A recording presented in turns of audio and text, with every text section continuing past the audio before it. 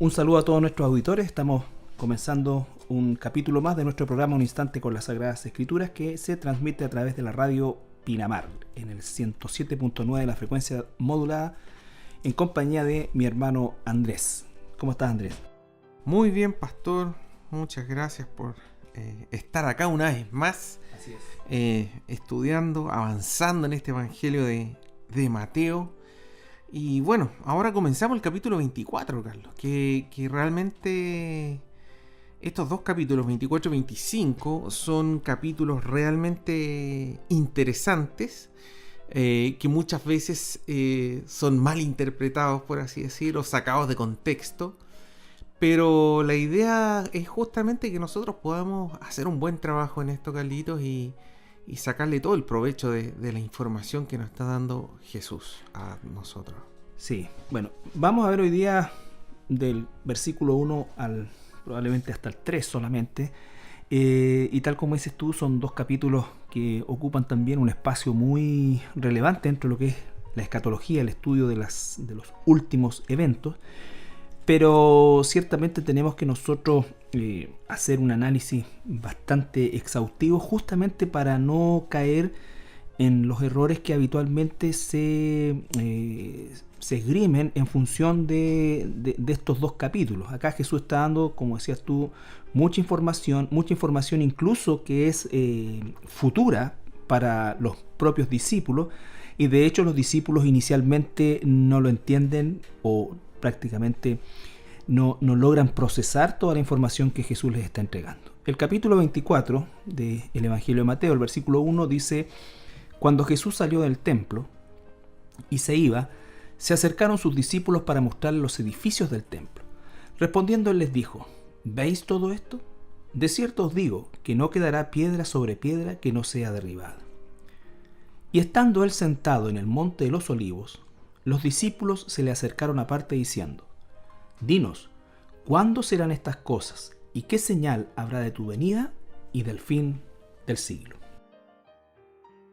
Tres pequeños versículos, pero también, como decías tú, Carlitos, muy importante que vayamos paso a paso y haciendo un poquitito de recapitulación de lo que hemos estado viendo esta última semana terrenal de Jesucristo, ¿cierto? Estamos todavía en el día miércoles, ¿cierto? Este día miércoles que ya fue muy, muy largo, donde Jesús confrontó, pero ya en la máxima expresión, a los escribas y fariseos. Hizo su último discurso público, por así decir, ¿cierto? Y ahora vemos que él ya está saliendo del templo. Bueno, tal como dices tú, es el detalle de la última semana, en los últimos días de Jesús aquí en la tierra antes de ir a la cruz. Y lo que vimos en el programa pasado habla justamente del desahogo, podríamos decir, en un sentido de Jesús, al saber, por supuesto, el destino que le esperaba a Jerusalén y a la nación de Israel propiamente tal también. Y por eso él dice que realmente está acongojado frente a Jerusalén y recuerda cuántas veces quise juntar a tus hijos como la gallina y no quisiste. Entonces, ahora saliendo ya del área del templo, Jesús comienza a responder prácticamente, o a informar, mejor dicho, acerca de lo que va a suceder, de lo que probablemente produjo ese dolor en su corazón, por todos los eventos que comienza a relatar a continuación. Eventos que se iban a ver inicialmente inaugurados, por así decirlo, con la destrucción del templo, en fin, y todo eso lo vamos a ir viendo a lo largo del estudio. Fíjate, Carlitos, de que, bueno, aquí hay una pregunta dentro del texto que vamos a leer, ¿cierto? Hay una pregunta que le hacen a Jesús.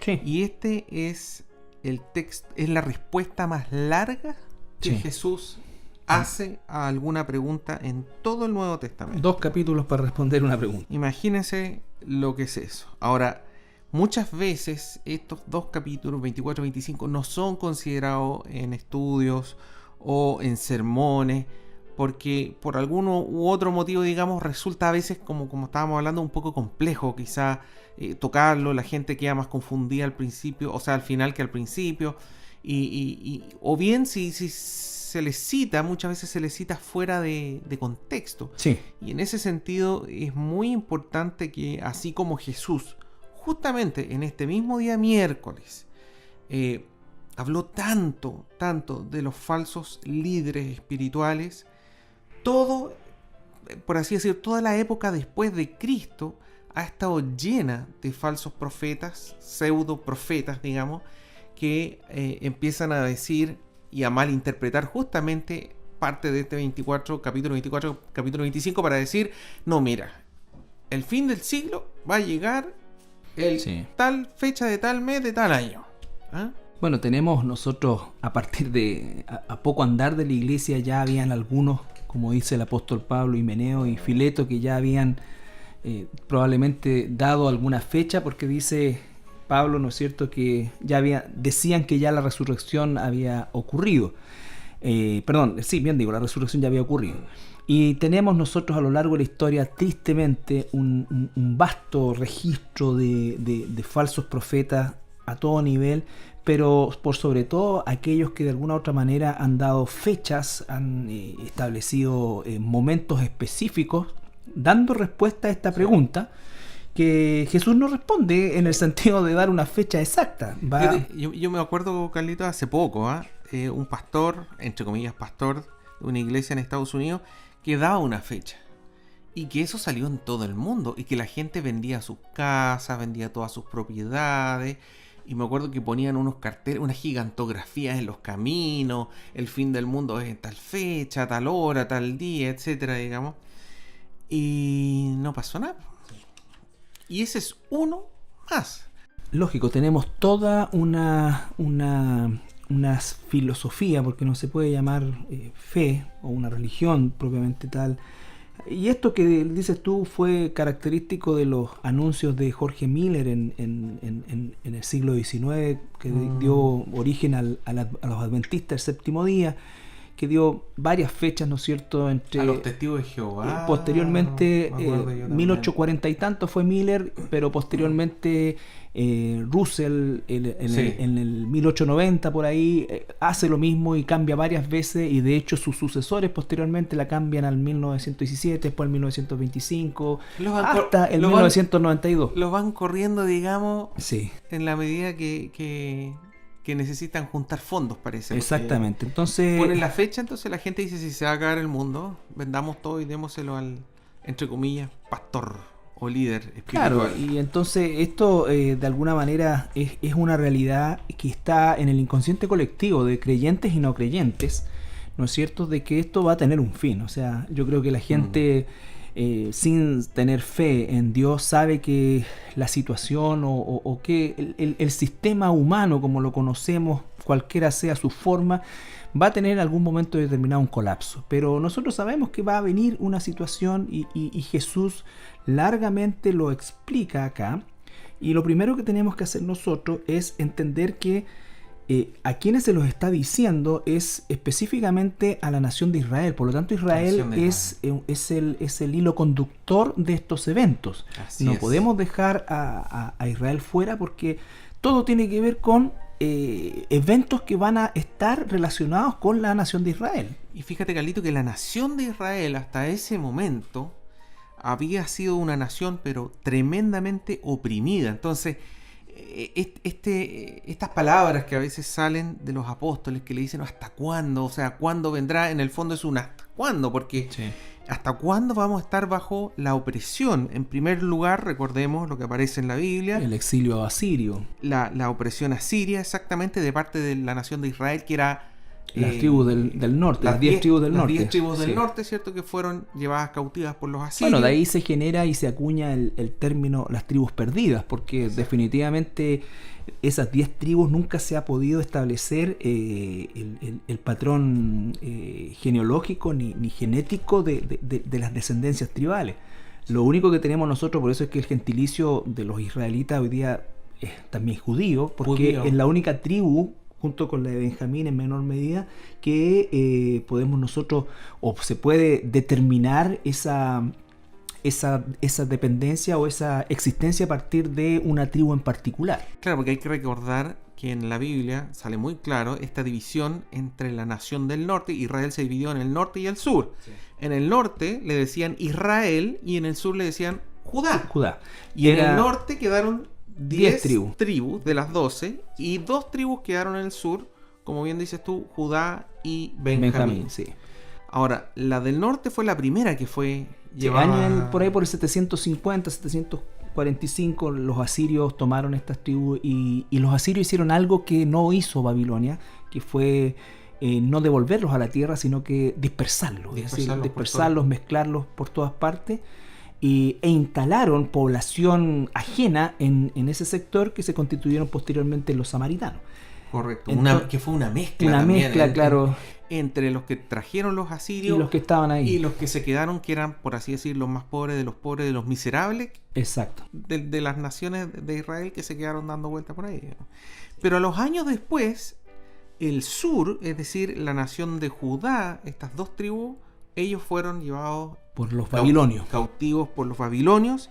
Luego vino la opresión medo-persa, ¿cierto? Uh-huh. Estando en cautividad, digamos, sí. los medo-persas tomaron y aún el así control. Nosotros podríamos decir que los persas, los medo-persas, fueron los más benignos, porque es en ese periodo también en que se permite regresar a los judíos y reconstruir el templo y algo que es totalmente sobrenatural. Absolutamente. O sea, cuando una nación va a permitir que un pueblo que fue llevado cautivo regrese a su tierra y más encima le dé los fondos para reconstruir la pared, cuando estaba ahí Nehemías. En el libro de Nehemías aparece todo eso muy detallado, digamos. Y eso que muchas veces historiadores negaron y decían, no, esto es un invento porque esto nunca ocurriría. Bueno, encontraron estos famosos tallados de piedra, justamente donde salía cuál había sido el rey que había dado la orden para la reconstrucción de Jerusalén, y las platas y cuánta gente había ido y todo. O sea, absolutamente comprobado, digamos. Fíjese que... Pero, y esto es muy importante para la historia, digamos. No solamente está el registro por parte de los israelitas, sino de los enemigos. Sí, los enemigos sí, dejaron registros de que ellos mandaron reconstruir Jerusalén. Sí, a los que nos apasiona la historia, son eventos realmente, como dices tú, absolutamente atípicos dentro de lo que es un proceso histórico normal, como esto de permitir el regreso, y no solamente el regreso, sino que el financiamiento, el repoblamiento y una serie de otros factores al respecto. Pero durante ese periodo, digamos, los judíos pudieron restablecerse parcialmente, por supuesto, pero no sufrieron la opresión como en el caso de los asirios con las tribus del norte, o con Nabucodonosor, que es el gobernante babilonio de la primera parte de este periodo de 70 años en Babilonia.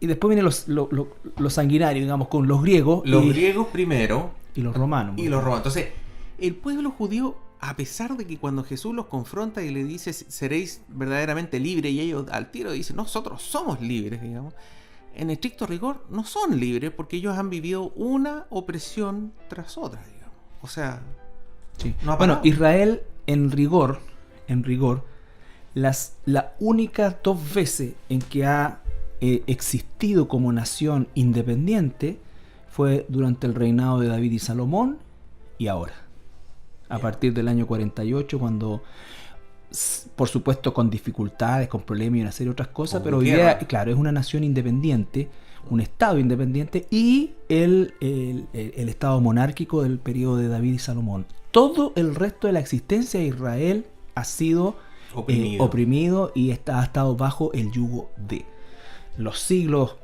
de persecución en Europa, las expulsiones, todo, da lugar justamente a que la vida de la nación de Israel, diríamos contando los 80 o 75 años actuales, más los 50 o 60 años de entre Salomón y David, estamos hablando de un periodo de tiempo, pero que no excede el 10%, vale decir, el 90% del tiempo han sido esclavos. Esclavos, bajo el yugo de alguna otra nación en mayor o menor grado, digamos.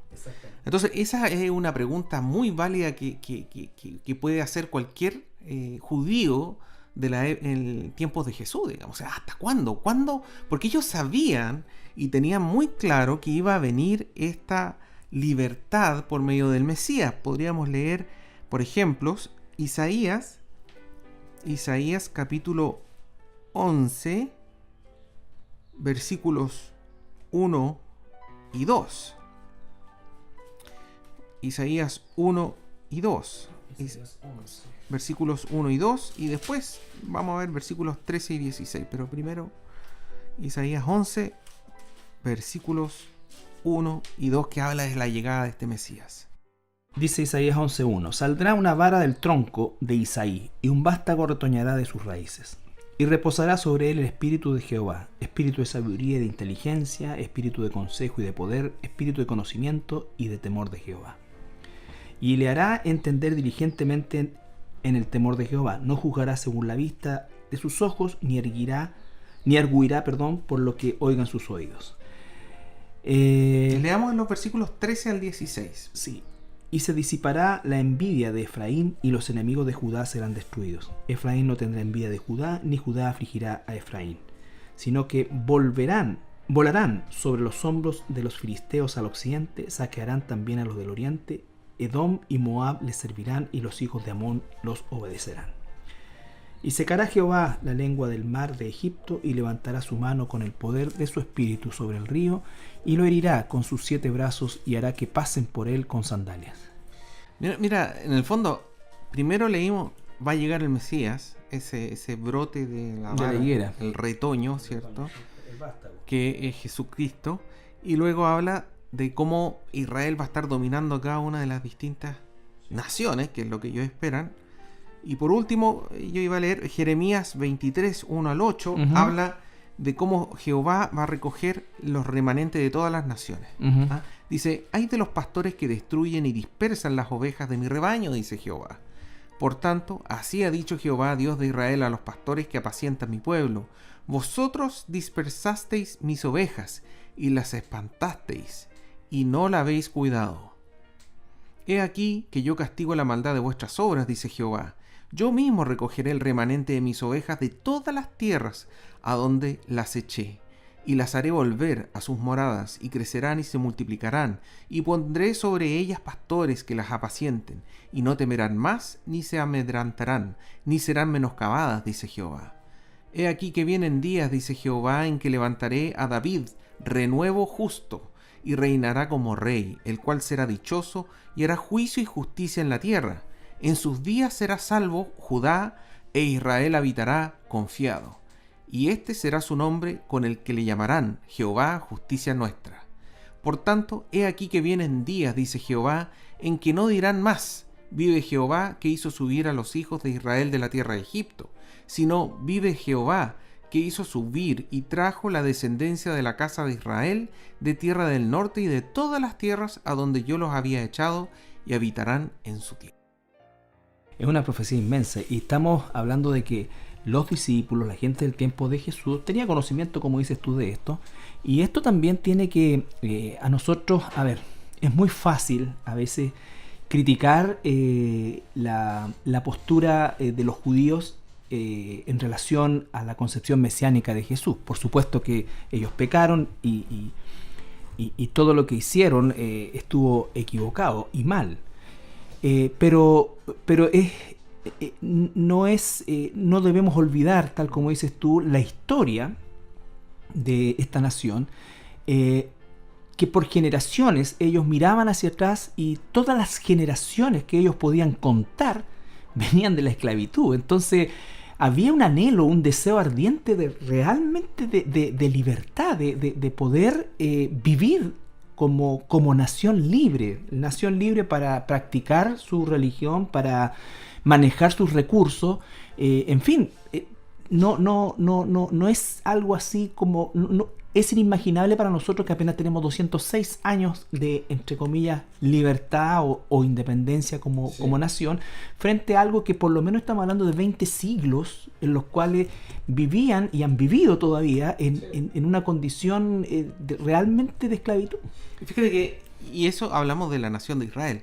Antes de la nación de Israel, cuando recordamos la historia de José. Claro.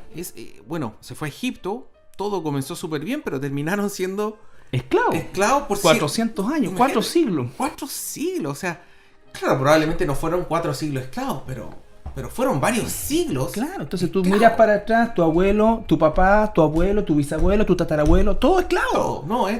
¿Hasta cuándo? Los mataron tal nación, este murió en tal otra nación, este está disperso para allá, este murió acá, este murió allá. Entonces la pregunta es ¿hasta cuándo? Y obviamente el Señor va a pasar a responder como suele hacerlo siempre Jesús, no dando la respuesta que ellos quieren escuchar, sino que la información que Él tiene que dar. Lo que tienen que Claro, ellos están diciendo cuándo. No lo que quieren, lo que tienen. Exactamente.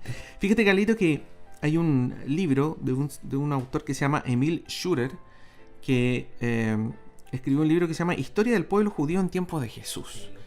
Y cuando uno hace como así un resumen de qué es lo que pensaban los judíos en el tiempo de Jesús en base a otros libros de historiadores, así como de tradición rabínica, en primer lugar, ellos sabían que era necesario que Jerusalén pasara por una tribulación terrible. En segundo lugar, dice que ellos sabían que tenía que venir primero una persona antes que el Mesías, una persona que iba a preparar, por así decir, el camino para el Mesías.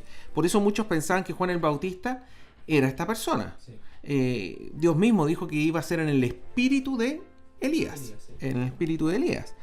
Así que eso esperaban. Después iba a llegar este Mesías, que se iba a instalar en la ciudad de Jerusalén. Luego decía que las naciones del mundo se iban a unir. Hay algunos textos que dicen que todas las naciones van a olvidar sus guerras entre ellas, las guerras locales, y todas se van a unir para luchar contra el Mesías.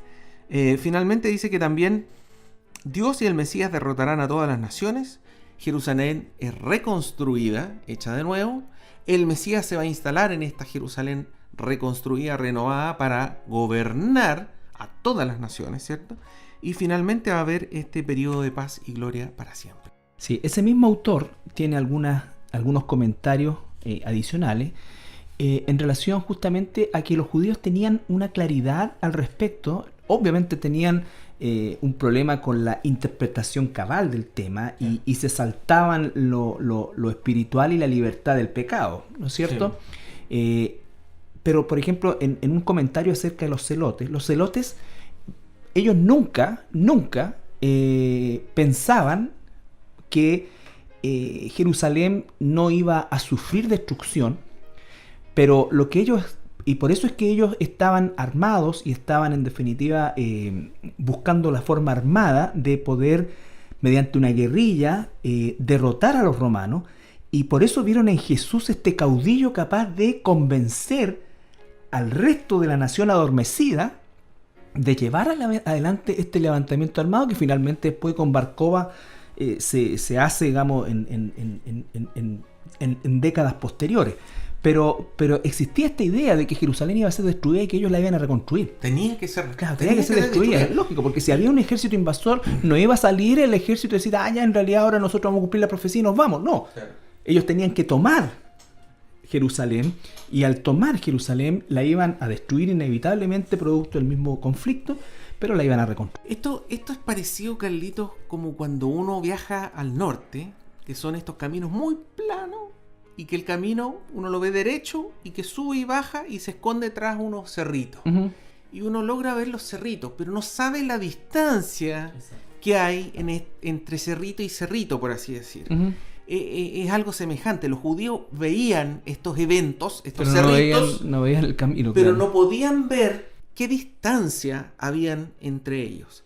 Sí. Entonces, desde el punto de vista, por así decir, de términos modernos, los judíos eran premilenialistas, sí, en el sentido de que ellos, y ese es un término cierto que quiere decir de que antes del milenio, antes del reinado, hay una tribulación. Hay una tribulación.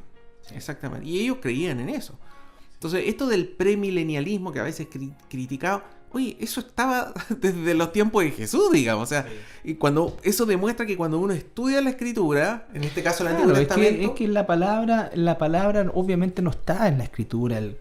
No existe la palabra premilenialismo. Claro. No está, esos son conceptos teológicos que se colocan siglos después. Pero el concepto está claro, o sea... Jesús mismo relata aquí, Jeremías, Isaías, relatan primero eventos catastróficos que posteriormente dan lugar al renacimiento de la nación de Israel. Y si uno sigue leyendo Isaías, dice, y se pega un salto gigantesco, y dice, el lobo y el cordero pasarán y todo, y se está refiriendo a este milenio, pero antes de eso habla de esta destrucción. Pero son como estos cerritos, estos hitos, en el fondo, que ellos veían, que el Señor se los mostraba, digamos, pero que ellos no tenían certeza cuánto tiempo iba a pasar entre uno y otro, o a veces el orden. Les quedaba medio... ¿Qué pasa acá en Mateo 24? Que en Mateo 24 Jesús, de un versículo a otro, está pasando de una etapa cercana, como la destrucción del templo, a eventos que van a ocurrir, que todavía de hecho no ocurren. Claro.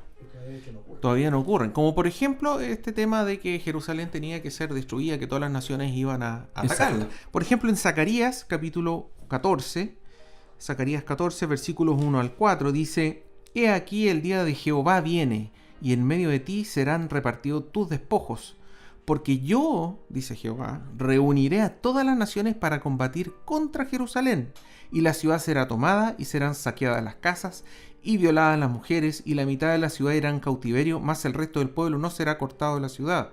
Después saldrá Jehová, y peleará con aquellas naciones como peleó en el día de la batalla. Y se afirmarán sus pies en aquel día sobre el monte de los olivos, que está enfrente de Jerusalén al oriente, y el monte de los olivos se partirá por en medio, hacia el oriente y hacia el occidente, haciendo un valle muy grande, y la mitad del monte se apartará hacia el norte, y la otra mitad hacia el sur. Bueno, ese es el evento final de la segunda venida de Jesús. Entonces... Son eventos acá, imagínate, es una escena que ni siquiera ocurre ahora, todavía no ocurre. Nosotros ahora, siglo XXI, estamos acá, eso va a ocurrir. Que Jesús va a poner sus pies en el monte de los olivos y se va a partir en dos.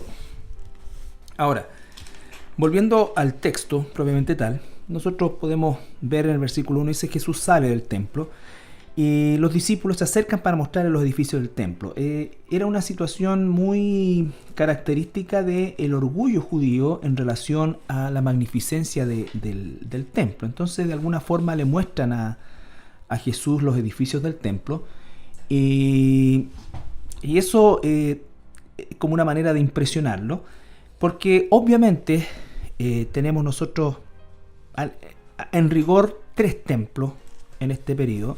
El primero, el que construyó Salomón con toda su magnificencia y cargado al oro, fue totalmente destruido, ¿no es cierto?, por los babilonios. Sí, tengo anotado acá, el primer templo fue construido más o menos del año 960 antes de Cristo. Claro. O sea, casi 1000 años antes de Cristo, poco Exacto. Después de David. Y luego fue destruido por Nabucodonosor, ¿cierto?, el año 586 antes de Cristo. Sí, o sea, estuvo un par de siglos en pie y representando la magnificencia de la nación de Israel, y también y casi específicamente de los judíos o de la tribu de Judá, porque no nos olvidemos que Salomón muere y tiene 2 hijos. Roboam se va para el norte y Jeroboam está en el sur, y entonces las tribus del norte después desaparecen y queda solamente los judíos. Entonces es muy judío el templo propiamente tal. Estuvo como 400 años, un poco menos, digamos. Entonces ahí tenemos nosotros después ya de la destrucción, viene todo lo que conversábamos recién, ¿no es cierto?, del dominio medo-persa, que les permite regresar a los judíos y reconstruir, y se levanta el segundo templo en el mismo lugar. Eso es clave, en el mismo lugar, de características muy modestas. Sí, ese fue reconstruido por Zorobabel el año 535 antes de Cristo. Uh-huh. Dice ahí se pusieron los cimientos, lo dejaron. Sí. Y el año 516, 15, más o menos uno. Recuerden que vamos retrocediendo en años, claro, a medida que avanzamos al año 0. Disminuye el valor, sí, digamos, pero 20 años después, ahí recién estaba listo para ser consagrado el templo. Sí. Pero como bien dices tú, Carlito, era muy modesto. Muy modesto, muy humilde. De hecho, los sobrevivientes de la época de esplendor del templo destruido por los babilonios dicen que lloraban porque encontraban realmente muy de bajo perfil el templo versus lo que fue en los tiempos de Salomón. Pero ahora, en los tiempos de Salomón había riqueza como nunca ha vuelto a verse. Sí. Entonces... Ese sería como el templo 1.5, podría ser. Claro. Porque normalmente no lo consideran los judíos como el segundo templo. No. Lo que pasa es que lo que hace Herodes conserva gran parte de los cimientos, los refuerza y sobre lo que hay levanta, ¿no es cierto?, un templo más grande, pero además amplía el área del templo, que era una meseta, el monte Moriah, una meseta pequeña, y transforma en una monstruosidad de 500 por 300 metros, entonces cuántas hectáreas caben ahí, en el cual hace 15. Un trabajo de ingeniería, 15, imagínate, 15 hectáreas. De ingeniería para poder rellenar, entonces es toda una cuestión, y por eso que se usa el plural, los edificios del templo, porque no solamente era el templo propiamente tal, y ese es el que los judíos consideran el segundo. Es que ese era como el bacán. Claro. Pero bueno, ojo, de hecho no estaba completamente terminado en el tiempo de Jesús. Pero fíjate que pasaron 500 años, Carlito, entre la reconstrucción de Zorobabel y la construcción del templo de Herodes. Más o menos el 40 antes de Cristo empezó el... Claro, pero se completó el 19 antes de Cristo, dice. Claro. 19 antes, entonces entre el 516, que fue cuando se pusieron los cimientos y se consagró el 5 templo, siglos. Hasta 19 antes de Cristo. Oye, esto es súper relevante, porque, bueno, pareciera que nos estamos desviando, pero estamos dentro del mismo tema. Ahora poco hubo elecciones en Israel parlamentario, el Knesset, que se llama el parlamento, y por primera vez aparecen 3 representantes de los ortodoxos. De los ortodoxos. De los judíos ortodoxos. Claro. Y estos 3 representantes ya causaron un revuelo porque uno de ellos es el fundador del Instituto Templo. Y este rabino, ¿no es cierto?, prometió que en menos de una década Israel iba a volver a tener control espiritual, porque tiene control militar, pero control espiritual de la explanada del templo. Y de hecho ya fueron, oraron, y se armó la típica tole tole, murieron 2 personas, y ya empezaron a presionar ahora al gobierno de Netanyahu. Se le produce un problema porque Netanyahu es un político, no es un religioso. Pero hay que entender un poquitito para que la gente que nos escuche, Carlito. Dentro del sector del templo hay una explanada, un área muy grande, ¿cierto? Gigante. Esta que construyó hasta el día de hoy es la misma. Es como la base, por así decir, que construyó... No, la explanada es, diríamos nosotros, es la superficie de tierra donde se levantaba el templo. Hoy día hay dos la mezquita de Omar, que es la famosa cúpula dorada. Correcto. Y la mezquita El Aqsa, que es muy importante, que es más antigua que la otra, pero es un centro, es el tercer lugar más importante de la religión islámica. Entonces, en este lugar tan grande, que está en la mitad de donde estaba construido el templo, hoy en día está ocupada por 2 mezquitas, de la religión musulmana. Claro, y de hecho, los estudiosos que los judíos hicieron un túnel por debajo de la mezquita, claro, que los árabes se dieron cuenta cuando ya habían llegado. Encontraron el cimiento del lugar santísimo, y que es el descubrimiento más importante, eso fue más o menos en 2005, es que por muchos años se pensó que la mezquita de Omar estaba sobre el lugar santísimo. Pero como nunca pudo haber una comprobación, se asumió como cierto. Claro, nunca podían instalarse ahí a hacer trabajos de arqueología, digamos, porque eso le pertenece en términos de control. Exactamente, a la autoridad palestina.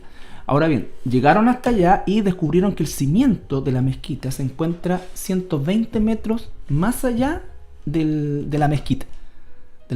Y encontraron los cimientos del lugar santísimo. Y de ahí proyectaron el templo. De hecho, la proyección del templo antes era hacia una dirección, ahora es hacia otra dirección.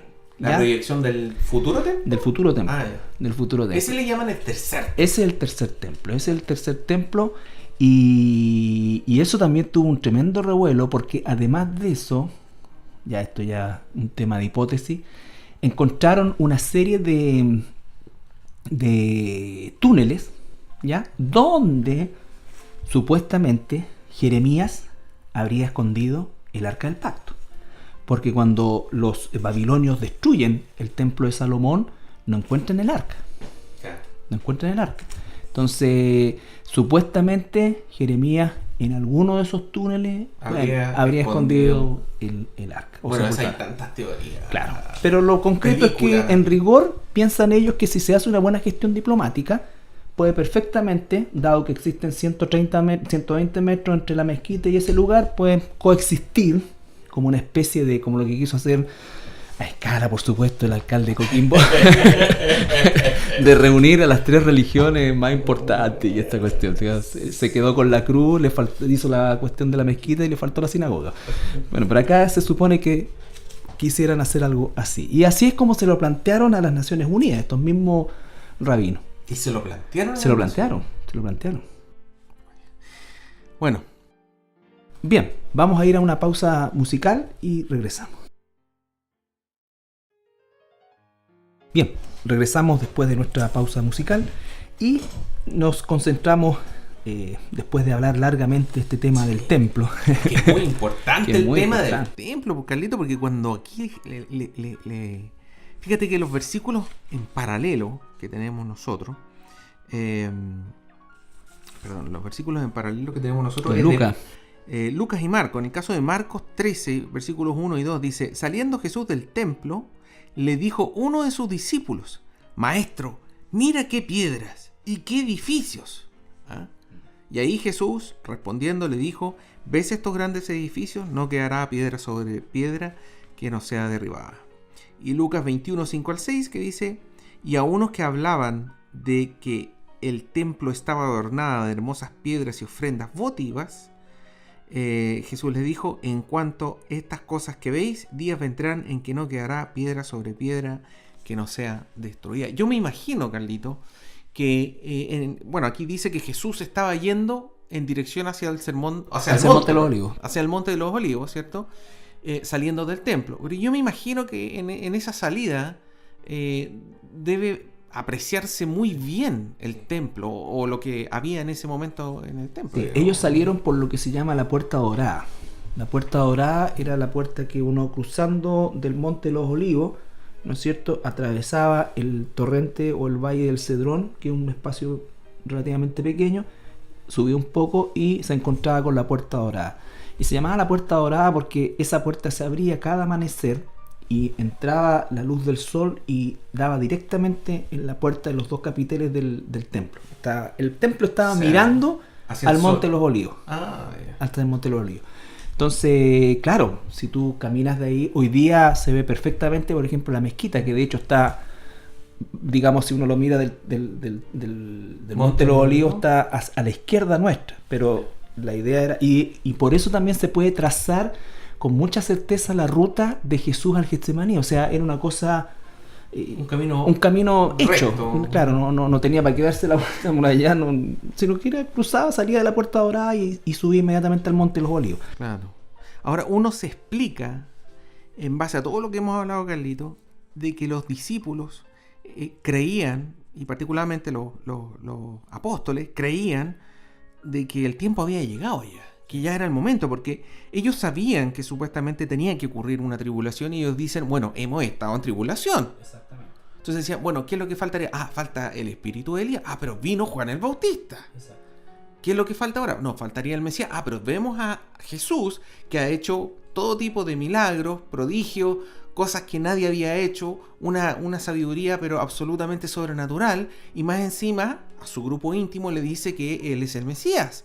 Por lo tanto, ellos dicen, ya llegó, ya estamos, se va a acabar la opresión, digamos. Entonces, es como natural que ellos sientan Bueno, eso que tú dices se está cumpliendo, es sumamente importante para entender la desazón, la dispersión y el abandono de los discípulos cuando Jesús es crucificado.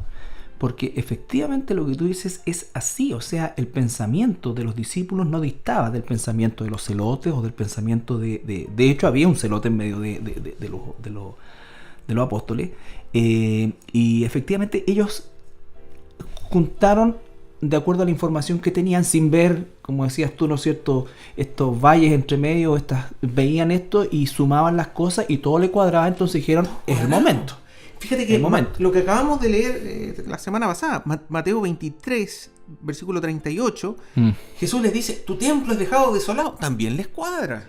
Después Mateo 23, versículo 39, habla de que va a venir el Mesías, sí. O sea, nuevamente. Por eso ellos proclamaron el día lunes, bendito el que viene, Hosana, Hosana, el que viene en nombre del Señor. Porque dijeron, ya viene esto, les cuadra pero súper bien. Entonces ahora cuando vamos a ver el versículo 2, ¿cierto?, que Jesús le dice de que no quedará piedra sobre piedra, ellos quedan en blanco, porque eso no les cuadra. No. Y fíjate que Jesús se los dice cuando están saliendo del templo, pero en el versículo 3, recién le pregunta cuando llegaron al Monte de Olivos. Yo creo que estuvieron todo el camino masticando. ¿Qué nos habrá querido decir Jesús con esto? Que además, no hay piedra sobre piedra. Además que hay una cosa que es importante que el auditor sepa. Cuando estamos hablando de piedra, estamos hablando de piedras de toneladas, o sea, no es ladrillo, ni bloques muy grandes, ni estas cosas que colocan en las aceras, ¿no es cierto? Que son no, estamos hablando de bloques gigantescos. Que de verdad resulta muy impresionante imaginar cómo se movieron esos bloques, porque esos bloques no fueron tallados ahí mismo, sino que eran traídos de canteras de piedra caliza que se encontraban bastante lejos del lugar, y subirlo, no se olvide que es un monte, el Monte Moriano, era solamente llevarlo, era subirlo también, y claro. Entonces fíjate, Carlito, que hay varias piedras que miden 13 metros de largo por 4 metros de ancho y 4 metros de alto. Y esas no son las piedras más grandes, pero ese tipo de bloque está colocado en altura. Exacto. O sea, esto no son las piedras que estaban abajo. Las piedras que estaban abajo, déjeme explicar. Una de las piedras base, la piedra más grande, mide 28 metros de largo. 28 metros de largo y pesa entre 570 y 630 toneladas. Esa piedra fue encontrada en la década, en el periodo, digamos, del 2000 en adelante, 2010, y uno tiene que entrar, está el muro, el famoso muro de los lamentos. Las piedras del muro de los lamentos, la verdad que la primera hilera es como el ladrillo chico del templo de Salomón, de ahí para arriba son del tiempo de los cruzados principalmente. Sí, son entonces posteriores. Lo valioso es el cimiento, y uno ahora tiene que, nosotros tuvimos la oportunidad, gracias a Dios, de bajar más o menos 70 metros bajo tierra, y está esa piedra. Es una piedra impresionante. Es el cimiento del templo original. Esa piedra es del tiempo de Salomón. Imagínense que los camiones más grandes que uno ve en la minería, los camiones más grandes, estos gigantescos, tienen la capacidad máxima de mover 300 toneladas.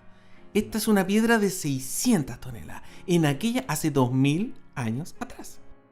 ¿Cómo la mueve? Bueno, ahí explican un poco con tronco y nacer, otras cuestiones, pero igual, no sé. Yo, de verdad, si no fuera un hijo de Dios y nacido de nuevo, creería que fuera los extraterrestres. Estaríamos con Salfate. Claro, no, es que esa piedra, por ejemplo, es inimaginable, aún con la tecnología actual. Sí, es el aún tema. Con la tecnología. Imagínense 2000. Entonces, ahora que los judíos, en el caso de los discípulos, escuchan a Jesús que dice, no quedará piedra sobre piedra, dicen, pero ¿cómo va a ser eso posible? O sea, todo el trabajo de hacer esto, imposible hacerlo. ¿Quién se va a dar la pega de deshacerlo y no dejar piedra sobre piedra? Bueno, los romanos, con su crueldad habitual, después que ya saquearon todo, de que destruyeron todo lo que podían, entonces reciben la orden de Vespasiano de ahora empezar a destruir la ciudad, a dejarla liso, árido, o sea, totalmente. Y eso fue el año 70 después de Cristo. Dice que murieron aproximadamente 1.110.000 personas, la mayoría judíos. Sí. Impresionante. Sí. Estos son temas si uno saca, digamos, la proporción de la población mundial de judíos de la época, fue prácticamente un exterminio total de los judíos. Fíjate que el historiador Flavio Josefo menciona la pared que se salvó, que es esta pared del Muro de los Lamentos. Dice, esta pared se salvó con el fin de permitir un campo para aquellos que estaban en la guarnición, al igual que las torres que se salvaron, que se supone que eran las torres más bonitas, que se las dejaron. La fortaleza Antonia. Exactamente. Dice, con el fin de demostrar a la posteridad qué tan grandes y qué tan bien fortificada era la ciudad, que fue sometida por el valor romano. Pero en lo que respecta al resto de la pared, dice el historiador, fue nivelada al suelo hasta excavar a los cimientos, de manera de que los que pasaban por allí no creían que alguna vez había sido habitada.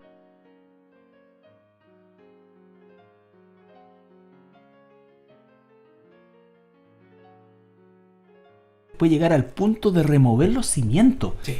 O sea, la pega y en la cabeza, digamos, de odio al punto de llegar a eso. O sea, no solamente... Porque cuando uno ve a Nabucodonosor destruyó, saqueó todo. Pero los romanos se metieron ya a eliminar los cimientos. O sea, es que la pega de hacerlo, si ese es el tema, Carlito. Pero en el fondo se comprobó una vez más la palabra de Dios con exactitud. Exactamente, la profecía, pero hasta la última tilde. Bueno, vamos a nuestra segunda pausa musical y ya regresamos para ir finalizando el programa de hoy. Bien, ya nos vamos a despedir por el día de hoy. Ha sido una conversación súper interesante. Espero también para ustedes. Y la verdad que, mire, si usted quisiera tener información al respecto de este tercer templo, porque este tema, a pesar de que estamos leyendo una historia de hace 2000 años, es una historia absolutamente vigente para la nación de Israel, y el impulso hoy día de esta nación es del alma nacional, ¿no es cierto? Es la reconstrucción del templo, y usted puede ir al internet y buscar el sitio Instituto Templo judío, y va a salir, ¿no es cierto? Y se va a ver desplegado todos los avances que existen ya y lo preparado que está Israel para construir, según ellos, ¿no es cierto?, en menos de 6 o 7 meses levantar el templo. Sí, entonces, son cosas que vemos hoy día cumplirse. Exactamente. Día a día. Así es que les bendecimos, les agradecemos y esperamos de todo corazón que usted pueda compartir con nosotros este estudio, y cualquier consulta a nuestro correo electrónico radio@iglesiacristianalaserena.cl. Así es. Que el Señor le bendiga. Así es. Los animamos también a leer, obviamente, estos dos capítulos 24-25. Sí, correcto. Así que muchas bendiciones.